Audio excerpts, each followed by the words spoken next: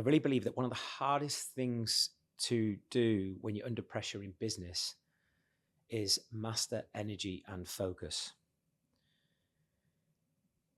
So what I'm going to take you through today is 3 simple, actionable tactics that I think hopefully will help you master energy and focus if you are someone right now, like many of our clients and myself, who feels a bit under pressure in business. You've got a lot on, you're approaching end of year deadlines, and you've still got a family, yourself and your life to think about.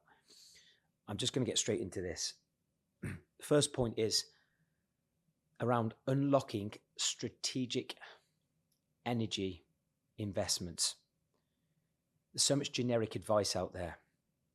And if you're like me, and many of our clients, where your day isn't always the same, there's last minute curveballs, and you don't have this predictable day/week/month, I think one of the most valuable things we can do is really evaluate and protect our energy strategically and logically and practically as possible.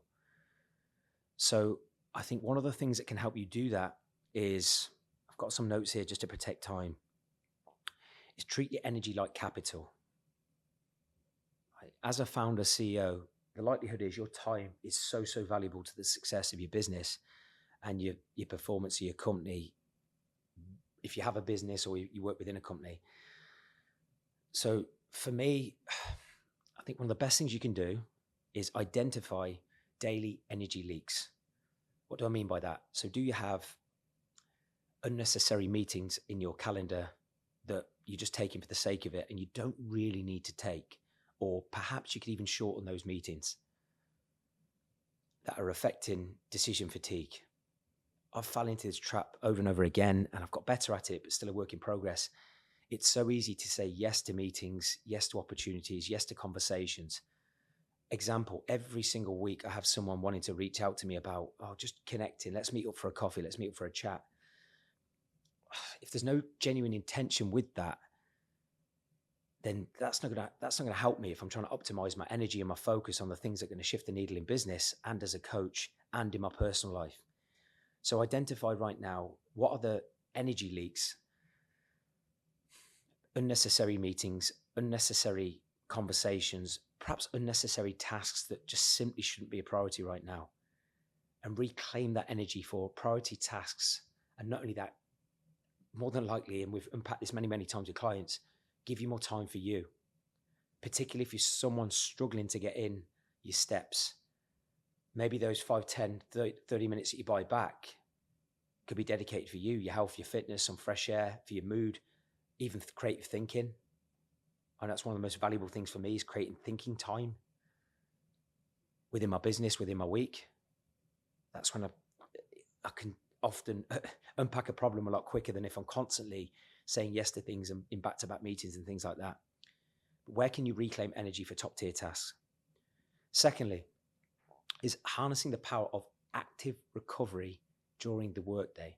Now, this ties in with point number 1, but forget traditional rest periods.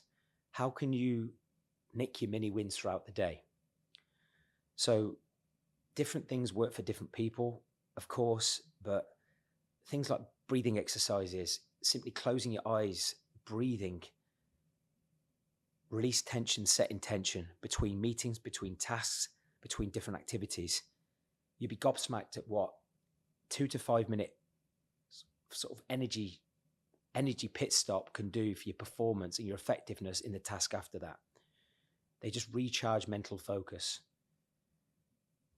Even if you're not really a breather or someone who likes to mini meditate potentially, can you just simply get some fresh air every hour or two as an absolute minimum?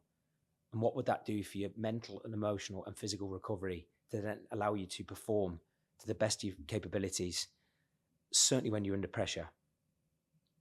Lastly, building stress tolerance, not just stress management. I think one of the best things you can do when you're under pressure is reframe stress. Train it like a muscle. We all have stress.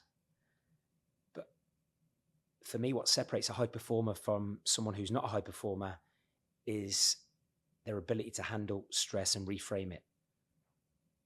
Treat it as positive feedback to do something differently, to build your stress resilience and tolerance. Now, there are many different ways to do that. The obvious one, of course, is training hard. Don't have to be long sessions, but can you just get used to pushing yourself harder? It builds emotional strength, resilience, and certainly helps with stress tolerance.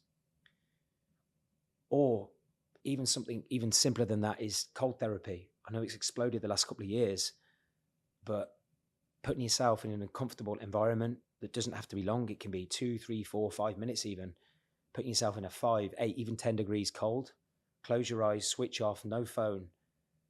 Works absolute wonders for your mindset, your emotional resilience, and your stress tolerance. Also, maybe one around food. If you are someone that is reactive with your food in the morning or currently eats on the go, you're not really an AM eater, which many of our clients aren't. Certainly the ones that are trying to optimize fat loss, and there's nothing magic in fasting, by the way, but perhaps one little tactic that can build stress tolerance is maybe having your first meal at midday. Backload your calories. I've said this many times before. A lot of people who struggle to manage their weight as business owners, as entrepreneurs, should be eating their biggest meal in the evening. There's no real benefit to eating high calories first thing in the morning if your goal is to drop body fat and you're busy and you want to focus on work and your family have perhaps first thing in the morning or in the AM. So can you build some stress tolerance straight away in the morning by going without food? You might not want to do it initially, but one, I think it'll be more aligned to your goals if you're struggling to lose weight. 2, it's like an internal mental win from the get-go. So then if you are having to firefight in business, you're under pressure with deadlines, you've already got a strong mental win to kick off your day. But these things can be worked on, they can be conditioned. So eventually you are someone who sees yourself, if you don't already, as someone who just manages stress like an absolute savage. But this takes time, it takes work, just like working on your physique does. It'll allow you to handle peak periods of pressure with clarity and calmness, certainly as a leader of your ship, if that's you. That's it for today. I told you it'd be short and sharp. I'd love to know your biggest takeaways. Please don't hesitate to reach out to me on social media. I love connecting with listeners all the time who enjoy the show, and we'll see you next time.